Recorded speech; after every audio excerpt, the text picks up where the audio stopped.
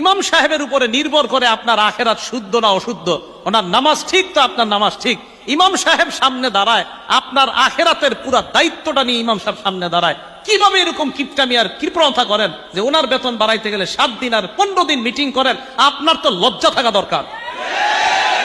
যার আখেরাত নির্ভর করছে যে ইমামের উপর, ওনার ব্যাপারে মিটিং করতে হবে কেন?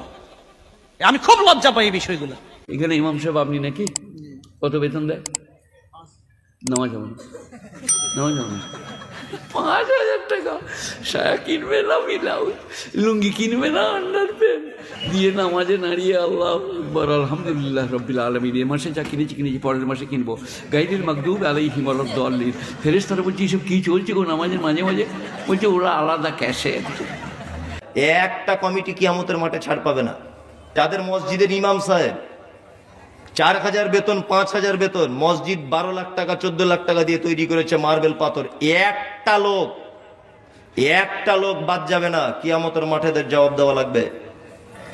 মসজিদের টাকা জমা আছে ব্যাংকে 12 লাখ টাকা, আর ইমাম সাহেবের বেতন 6,000। এই ইমামের বেতন যদি এত কম দাও যেটা দিয়ে ইমাম চলতে পারে না, তাহলে সেক্ষেত্রে তুমি ইমামের হক আদায় করছো না। তুমি কিসের সালাত আদায় করছো আর কিসের বাদবন্দি করছো? তুমি তো ইমামের হক নষ্ট করছো।